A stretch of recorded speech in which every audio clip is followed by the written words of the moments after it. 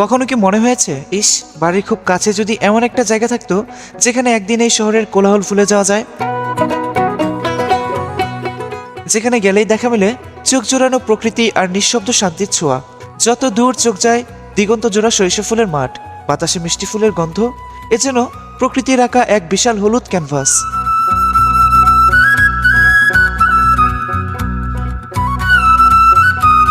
বন্ধুরা, কোথায় দাঁড়িয়ে আছি দেখুন, চারপাশে হলুদের রাজ্য। মনে হচ্ছে পৃথিবীটাই মনে হয় হলুদ হয়ে গেছে। নিরিবিলি মায়াবী গ্রাম আর শত বছরের গল্প বয়ে চলা ঐতিহ্যবাহী জমিদার বাড়ি। আর দিনের শেষে সন্ধ্যার আবছা আলোয় শান্ত নদীর ধারে বসে ধোয়া ওঠা কফির কাপে এক চুমুক নেওয়ার মধুর অনুভূতি।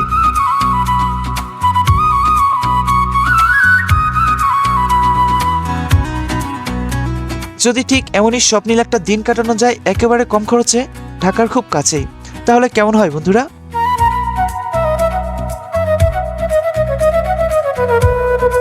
আপনি যদি একা অথবা বন্ধুদের দল মিলে কিংবা শুধুমাত্র আপনার পরিবার ও ছোট্ট সোনামণিকে নিয়ে এমন একটা ডে ট্রিপ দিতে চান, তাহলে আজকের এই ভিডিওটি আপনার জন্য সেরা কিছু হতে চলেছে। এই ভিডিওতে আমি দেখাবো কোথায় সেই স্বপ্নের রাজ্য, কিভাবে যাবেন, কোথায় খাবেন, আর কত টাকাই বা খরচ হবে, সবকিছুই একেবারে আমার বাস্তব অভিজ্ঞতা থেকে। চলুন উড়াল দেই স্বপ্ন ডানায়, একদিনের জন্য বাঁধনহারা পাখি হব আজ।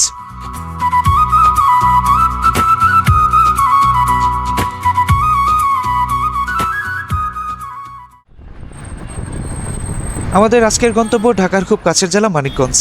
সবার প্রথমে আমরা চলে এলাম ঢাকার অদূরের হেমায়েতপুর বাস স্ট্যান্ডে। আমাদের প্রথম গন্তব্য সরিষার রাজ্য ভ্রমণ। আপনাদের এখান থেকে কোথায় কোথায় যায় অটোগুলো? ভাই আমরা তো বাসটা বিনা ট্যাঙ্কি জাগিরের দিকে যাই।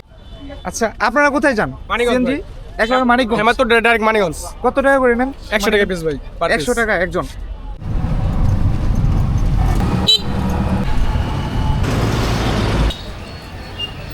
বন্ধুরা, এই মুহূর্তে আমি দাঁড়িয়ে আছি বাস্তা বাজারে। হেমায়তপুর থেকে লোকাল অটোতে জনপ্রতি 20 টাকা ভাড়া দিয়ে চলে এসেছে এখানে। এখানে আসতে আমাদের সময় লেগেছে মাত্র 5 মিনিট। এখন আমরা এখান থেকে লোকাল অটোতে চড়ে একটু গ্রামের ভিতর চলে যাব। জায়গার নাম হচ্ছে হাতির চর। জনপ্রতি ভাড়া 20 টাকা। চলুন বন্ধুরা, এবার আমরা সরিষার রাজ্যের দিকে রওনা করি। হাতনির চকের দিকে যাচ্ছিলাম, কিন্তু পথের মাঝখানে আমাদের ব্যাটারি চালিত অটো রিক্সাটি একটু সমস্যায় পড়েছে। ভাই বললেন যে খুব অল্প সময়ের ভিতরে এটি ঠিক করা যাবে। আশা করি আপনারা যখন আসবেন এই বিড়ম্বনায় আপনাদের পড়তে হবে না। একটু সকাল সকাল আসবেন, আর সরিষা ক্ষেত দেখে আপনার যেমন দৃষ্টি জোড়াবে, তার আগে আপনি অভিভূত হবেন যখন আপনি এই পথের ভিতর ঢুকবেন। দেখুন কত সুন্দর জায়গায় দাঁড়িয়ে আছি। অলরেডি আশেপাশে কিন্তু সরিষার চাষ করা হচ্ছে। এখানে বৃক্ষরাজি সব কিছু মিলিয়ে একেবারে মন যেন ছুঁয়ে যাবে মানিকগঞ্জের এই গ্রামগুলো। আপনাদের ফসল কেমন হয়েছে এবার? ভালো। ভালো হয়েছে না? এবার আবহাওয়াটা মনে হয় আগের বারের চেয়ে একটু ভালো না? আচ্ছা, এই যে গাছ ভেঙে দিতেছেন কেন? বাগানের দাম নাই। ও নতুন করে আচ্ছা, মানে এরকম ডাল ভেঙে দিলে আবার নতুন করে এখান থেকে বেগুন ইয়ে হবে না? ও আচ্ছা, এইটাই মনে হয় সিস্টেম না, পদ্ধতি এটাই? আচ্ছা, খুব ভালো। কিছু কিছু পোকা দেখতেছি গাছে। পোকা মানে বাগানের দাম না দেখে 20 দিতেছি না। কেজিতে আমরা পাইতেছি 20 টাকা দাও খুরসে বেচতেছি। ও আচ্ছা, 20 তাহলে টাকা আপনাদের 30 টাকা খরচের সাথেও তেমন একটা লাভ হচ্ছে না। না, এখন 20 টাকা ওঠে না বাগান বিষয়। ও আচ্ছা আচ্ছা, খুবই দুঃখজনক বিষয়। আসলে নিত্য প্রয়োজনীয় জিনিসের যে দাম, সেই দামের কথা শুনে কিন্তু আর মনে চায় না যে কিছু কেনাকাটা করি। কিন্তু যখন কৃষকের সাথে কথা বলি তখন প্রতিবারই দেখি যে কৃষক আসলে লাভজনকভাবে তেমন একটা ইনকাম করতে পারছেন না। এর জন্য কিন্তু অনেক সময় দেখি ফসল নষ্ট হয়ে যাচ্ছে। যেমন ওনার ক্ষেতে খুব প্রচুর পরিমাণে বেগুন এসেছে, কিন্তু উনি বেগুনগুলোর ভালো পরিচর্যা করছেন না, এর জন্যই উনি ভালো দাম পাচ্ছেন না। 10 মিনিট সময় লাগলো, আর এই 10 মিনিট ঘুরে দেখলাম পাশের দৃশ্যগুলো। আমাদের অটোটি ভালো হয়ে গেছে। ভাই, কি সমস্যা হয়েছিল আপনার অটো? ভাই তার ছিঁড়ে গেছিল, পরে হয়েছে এখন ঠিক মতো না? ঠিক আছে। আচ্ছা, এখন আমরা সরিষার রাজ্যে প্রবেশ করবো। এখানেও কিন্তু সরিষা আপনারা দেখলেন, কিন্তু এখানে ছোট পরিসরে করা হয়েছে। এখন আমরা যেখানে যাব সেখানে গেলে দু চোখ ছানা বড়া হয়ে যাবে। আপনার নাম হচ্ছে মোহাম্মদ সালমান। মোহাম্মদ সালমান। একটু আপনার ফোন নাম্বারটা বলে দেন। 01606069784। কেউ যদি এখানে আসে সরিষা ফুল দেখতে, তাদেরকে একটু নিয়ে ঘুরিয়ে দেখায়। ঠিক আছে। ঠিক আছে। এখান থেকে কিন্তু সরিষা ফুলের যেই সুমিষ্ট ঘ্রাণ, সেই গন্ধ নাকে আসছে, আর মিষ্টি বাতাস গায়ে এসে লাগছে। ভাবুন তো বন্ধুরা, কেমন একটা অনুভূতি, সত্যিই ভালো লাগছে খুব।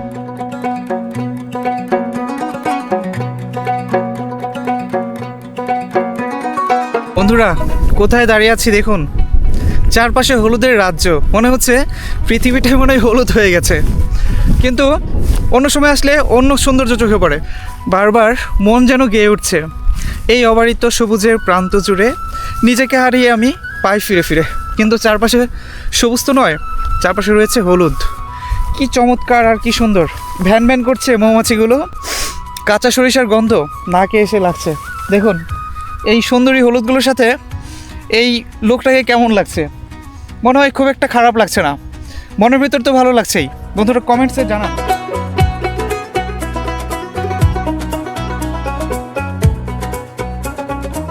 এখানে আসার পর চোখে পড়লো সরিষা ফুল থেকে মধু সংগ্রহ করছেন কৃত্রিমভাবে এখানে মওয়ালরা। তো কথা বললাম, ওনারা বললো যে এখনও মধু সংগ্রহ শুরু হয়নি, ওনারা ফোন নাম্বার দিয়ে দিবে, কেউ চাইলে কিন্তু ফোন করে এসে এখান থেকে খাঁটি মধু সংগ্রহ করতে পারবেন, খুবই ভালো। তো ওই যে উনি কাজ করছেন ওইখানে, ওই যে আমাদের কার্ডও দিয়ে দিলেন, এই যে ভাইয়ের কাছে কার্ড দিয়ে দিয়েছেন। এই কার্ডের ফোন নাম্বারটা একটু দেখানো যাবে না? আছে, একটু বলেন তো ফোন নাম্বারটা। 01722628283। আরেকটা হচ্ছে 01922582433। জি, এটা হচ্ছে মোল্লা মৌখামার। এটা হচ্ছে কি যেন জায়গাটার নাম? হাতনি চক। হাতনির চক। এই হাতনির চকে এখানে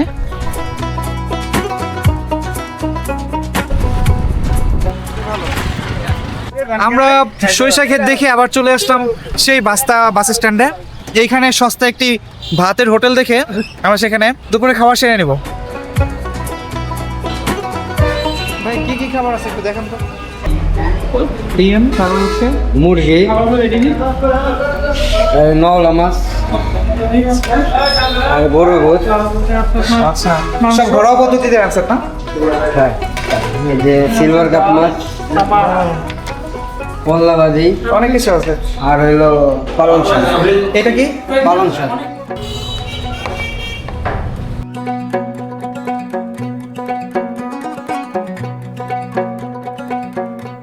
60 টাকার মাছ, 30 টাকার হচ্ছে পালং শাক, আর ভাত হচ্ছে 20 টাকা।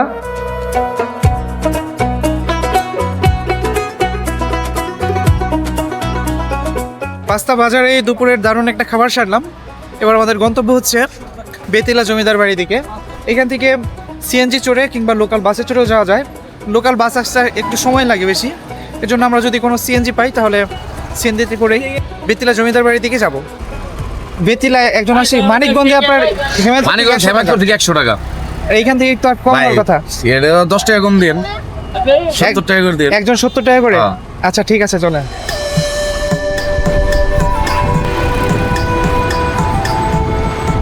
ও জ্যাকেট পরে নিলাম বন্ধুরা। বাস্তা থেকে সিএনজি আমাদের এখানে নামিয়ে দিল। এটা হচ্ছে বেতিলা বাজার পার হয়ে একটুখানি এগিয়ে আসার পরে এখানে সাইনবোর্ড দেওয়া রয়েছে, দেখুন, Betila high school and college. এইটা দিয়ে যদি আমরা প্রবেশ করি তাহলে কিন্তু আমাদের সেই বেতিলা জমিদার বাড়ির দিকে আমরা চলে যাব। রাস্তাটা খুব সুন্দর, একেবারে নিরিবিলি পরিবেশ, গ্রামের ভেতর, ছোট একটি ব্রিজ মেন রাস্তা থেকেই। তো এই সরু ব্রিজ দিয়ে ঢুকে গেলাম, এখান দিয়ে বাঁশঝাড়। আমাদের একটু হাঁটতে হবে বোঝা যাচ্ছে। তো হেঁটে হেঁটে আমরা গ্রামের ভিতর দিয়ে যাব, গ্রাম দেখতে দেখতে। হ্যালো, কি খবর তোমাদের? তোমাদের বাসা এখানেই? তোমাদের গ্রামের নাম কি? আচ্ছা আসো আসো, সমস্যা নেই, আঙ্কেল হয়তো, আসো। আচ্ছা তোমরা কি স্কুলে পড়ো? কে কোন ক্লাসে পড়ো? সবাই ক্লাস 5-এ পড়ো? আমরা ছোটবেলায় বলতাম কি ক্লাস 5 আর হচ্ছে ভাঙা পাইপ। তোমার কি ভাঙা পাইপ না ভালো পাইপ? আচ্ছা ঠিক আছে, আল্লাহ হাফেজ। ছোটদের সাথে মজা করতে ভালোই লাগে, সহজ সরল উত্তর আর লাজুক লাজুক হাসি, সব মিলিয়ে একটা সরলতা আছে ওদের ভিতর। এটা হচ্ছে বেতিলা হাই স্কুল। তো এই পথে যাওয়ার সময় কিন্তু এই স্কুলটি চোখে পড়বে। তো স্কুলের মাঠে বাচ্চারা খেলাধুলা করছে, আর এখানে কিন্তু রঙের কাজ টাজ করছে হয়তো বা। আর এই পাশে রয়েছে ইউনিয়ন স্বাস্থ্য ও পরিবার কল্যাণ কেন্দ্র। তো আমাদের আরও এগিয়ে যেতে হবে একটু এখান দিয়েই।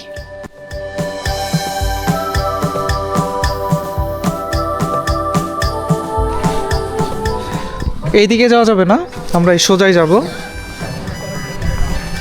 এটা হচ্ছে বেতিলা খাল। আর এইখান থেকে কিন্তু হাতের ডানে বেশ কিছু পুরাতন স্থাপনা চোখে পড়বে। তো এই যে দেখুন বন্ধুরা, এইখানে কিন্তু এগুলোকে জমিদার বাড়ি বলা হয়। তো এখানে কিছু বেশ ভগ্নাংশ রয়েছে যেগুলো আর ব্যবহার হচ্ছে না এখন। আমরা যদি একটু ভেতর দিকে যাই, এই যে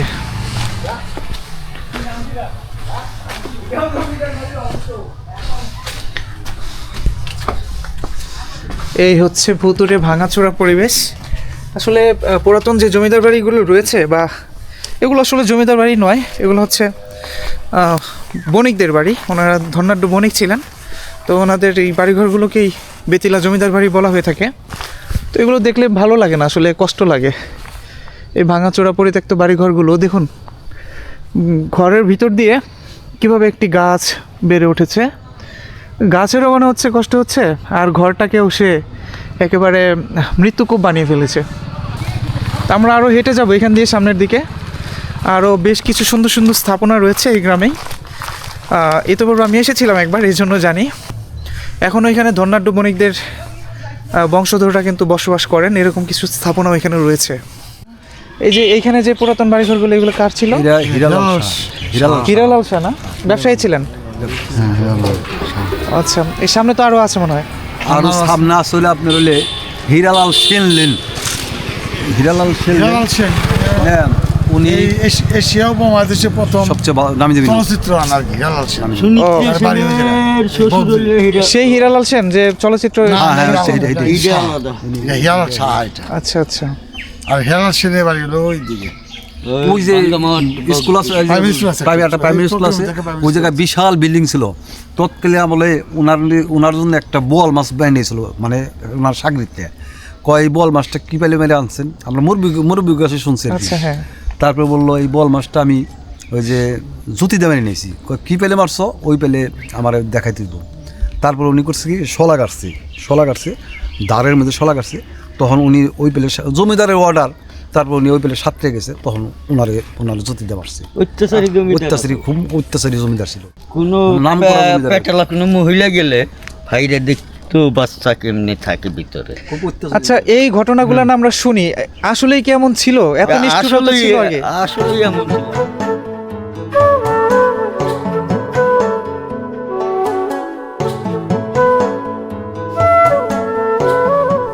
এই রাস্তা ধরে বেশ কিছু সময় ধরে হাঁটছি, খুবই ভালো লাগছে। আসলে হেঁটে বেড়ানোর মতো সুন্দর জায়গা বলা যেতে পারে এটিকে। রাস্তার দুপাশের যে বাড়িঘরগুলো খুবই সুন্দর, পরিবেশটাও শীতল। আর আরেকটু সময় নিয়ে আসলে মনে হয় আরও বেশি করে ঘুরে দেখতে পারতাম। যে দেখুন আঁকা বাঁকা, শুধু হেঁটেই চলেছি। বাজার করে নিয়ে আসলেন? এবারে আমরা হাঁটতে হাঁটতে চলে এলাম বেতিলা সরকারি প্রাথমিক বিদ্যালয়ের কাছাকাছি। এখানে রয়েছে বেশ কিছু পুরাতন জমিদার বাড়ি। সত্যবাবু ও পান্নুবাবু ছিলেন দুই ভাই। তারা উভয় ছিলেন ধনাঢ্য পাটের বণিক। তাদের অর্থবিত্ত আর প্রভাবের কারণেই লোকজন তাদের জমিদার হিসেবেই চিনত। যদিও সত্যবাবু ও পান্নুবাবু বহু আগেই প্রয়াত হয়েছেন, তবুও তাদের বংশধররা আজও এই গ্রামে বসবাস করছেন। এই যে সুন্দর ঘরগুলো দেখছেন, এগুলোই সেই ঐতিহ্যবাহী জমিদার বাড়ি, যার টানে প্রতিদিনই অনেক মানুষ এখানে এসে ভিড় জমান।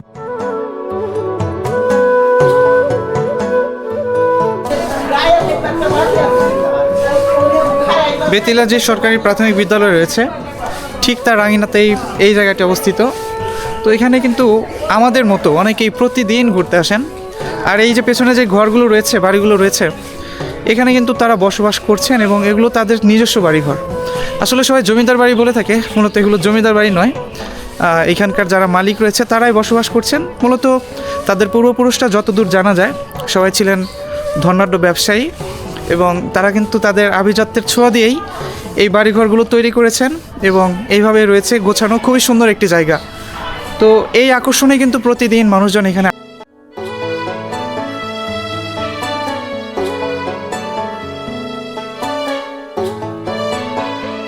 বেতিলা গ্রামটিকে দুই ভাগে বিভক্ত করেছে বেতিলা খাল। খালের এই পার ছিল সত্যবাবু ও পান্নুবাবুদের বসতভিটা, আর ঠিক খালের ওপারে রয়েছে জ্যোতিবাবুর পরিত্যক্ত বসতভিটাটি। আমরা এই পাশটা ঘুরে ঘুরে দেখছিলাম, আর প্রতিটা বাড়ি, প্রতিটা গল্পের ভিতর মুগ্ধ হয়ে হারিয়ে যাচ্ছিলাম। আমরা এবারে আরও কিছু দূর হেঁটে আসলাম।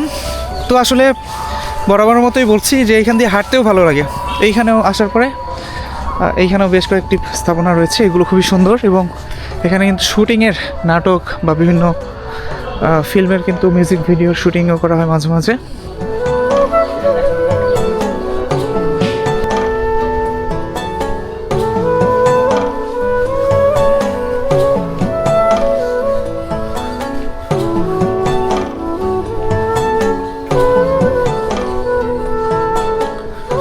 আপনারা হয়তো অনেক নাটক সিনেমায় এই জায়গাটি দেখেছেন, এবং এই ঘরটি কিন্তু প্রচুর পরিমাণে ব্যবহার হয়ে থাকে শুটিংয়ের জন্য। আর আপনারা চাইলেও কিন্তু এখানে এসে যারা কর্তৃপক্ষ রয়েছে তাদের সাথে যোগাযোগ করে আপনারা ওইখানটি ভাড়া নিতে পারেন। তো আমি যতবার এখানে আসি আমার কাছে খুবই ভালো লাগে, খুবই স্নিগ্ধ একটা পরিবেশ। আর এখানে কিন্তু সব কিছুর ব্যবস্থা রয়েছে। এখানে আপনারা চাইলে রান্না বান্না করতে পারবেন, তারপরে হচ্ছে পানির টেপ, ওয়াশরুম, সব কিছুরই একটা সুন্দর ব্যবস্থা রয়েছে এখানে। তো খুবই গ্রামীণ পরিবেশ, সুন্দর পরিবেশ। বিশেষ করে জমিদার বাড়ি রিলেটেড যে ভিডিওগুলো হয়ে থাকে এখানে কিন্তু প্রচুর কাজ হয়েছে। কেমন আছেন? আসসালামু আলাইকুম। আপনাদের এটা তো শুটিং স্পট। হ্যাঁ, তো আপনি কি মানে কোনো দায়িত্ব আছেন এখানে? এখানে দায়িত্ব, এটা দেখাশোনার দায়িত্ব, দেখাশোনার দায়িত্বে আছেন। যদি হেরম পার্টি থাকে তো কথা কই, ও আপনার সাথে যোগাযোগ করলেই ভাড়ার ব্যবস্থা করা যাবে। আমি ম্যানেজারে হ্যালো কথা বলবো। অলরেডি খুবই আলো কমে গেছে। আমরা এখন বেতিলা খালের ওই পারে যাব, সেই আইকনিক জমিদার বাড়িটি দেখতে যাব, যেটিকে সবাই বেতিলা জমিদার বাড়ি বলে এক নামে চেনে।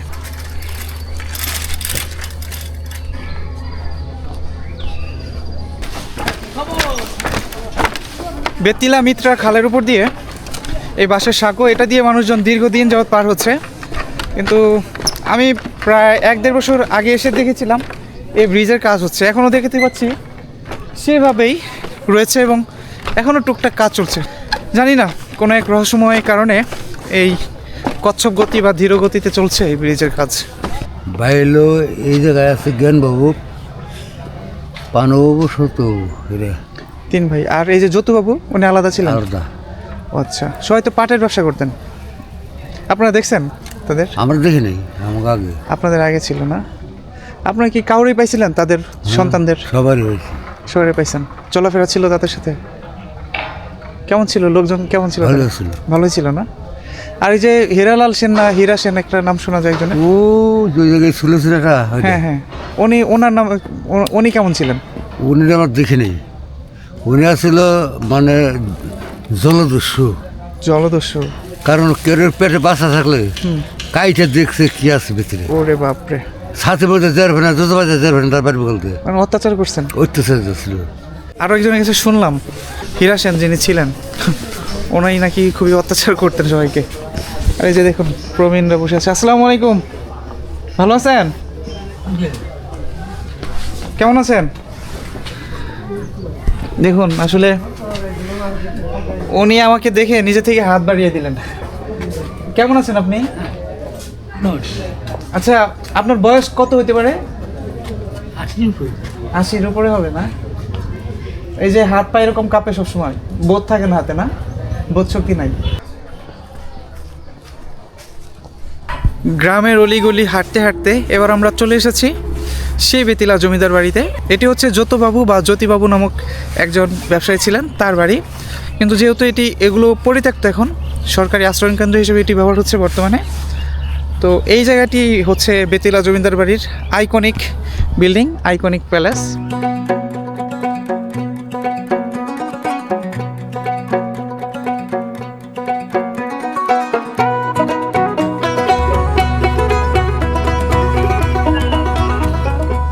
এখন শীতের মজা হচ্ছে এই আগুন পোহানোতে। বড়রা তো আগুন পোহায়, কিন্তু ছোটরা যারা রয়েছে গ্রামের, এরা কিন্তু খুবই সাবধান থাকে যদিও। এবং এরকম আগুন আমরা ছোটোবেলায় পোহিয়েছি। আগুন পোহানো আর কি, আগুনের তাপ নেওয়া শরীরে, ছোটোবেলায় আমরা করেছি। ওরা তারাও করছে। অলরেডি সন্ধ্যা হয়ে গেছে। আমরা বেতিলা যে জমিদার বাড়ি রয়েছে সেটির সামনে দিয়ে একেবারে হেঁটে হেঁটে এই মেন রাস্তায় চলে এসেছি। এখান থেকে একটা রিক্সা বা অটোতে চড়ে আমরা বেউথা ব্রিজের দিকে যাব। বেউথা ব্রিজ পার হওয়ার পর সেখানে বেশ কয়েকটা সুন্দর সুন্দর রেস্টুরেন্ট রয়েছে, সেখানে আমরা সন্ধ্যার একটু আড্ডা দিব, চা খাবো বা কফি খাবো, আর তারপর আমরা আমাদের গন্তব্য শেষ করব। চলুন বন্ধুরা, এবার সেদিকে যাওয়া যাক। দিনের শেষ সময়টা কাটানোর জন্য আমরা জনপ্রতি 20 টাকা ভাড়ায় একটি অটোরিকশা রিজার্ভ করে ছুটে চললাম বেউথা ব্রিজের দিকে। মানিকগঞ্জ শহরের সন্ধ্যাটা সুন্দরভাবে কাটানোর জন্য এটা নিঃসন্দেহে সবচেয়ে জনপ্রিয় স্পটগুলোর মধ্যে একটি। বেউথা ব্রিজের উপর দিয়ে যাওয়ার সময় রিক্সাওয়ালা মামাকে বলে অল্প সময়ের জন্য এখানেও নামলাম আমরা। আজকে আমাদের সঙ্গী হয়েছে পূর্ণিমার চাঁদ। আকাশে কত বড় পূর্ণিমার চাঁদ উঠেছে এবং সেই চাঁদের ছায়া কিন্তু পানিতে পড়েছে, ঝলমল করছে চাঁদের আলোতে।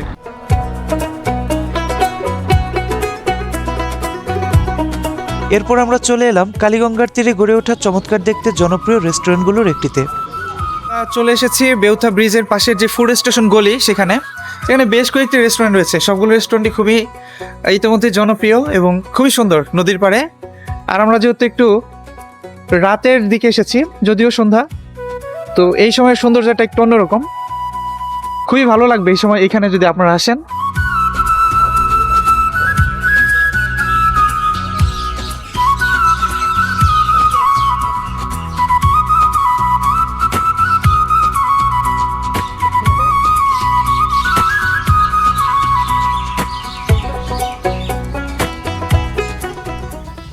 আকাশে তখন পূর্ণিমার চাঁদ, চাঁদের আলো প্রতিফলিত হচ্ছিল কালীগঙ্গা নদীর শান্ত জলে। রেস্টুরেন্টের ভেতরে তখন আলো আধারির নরম এক পরিবেশ। আমরা অর্ডার করলাম কফি। আহা, এমন পরিবেশে এক চুমুক কফি সন্ধ্যাটা যেন পরিপূর্ণ করে তুলল।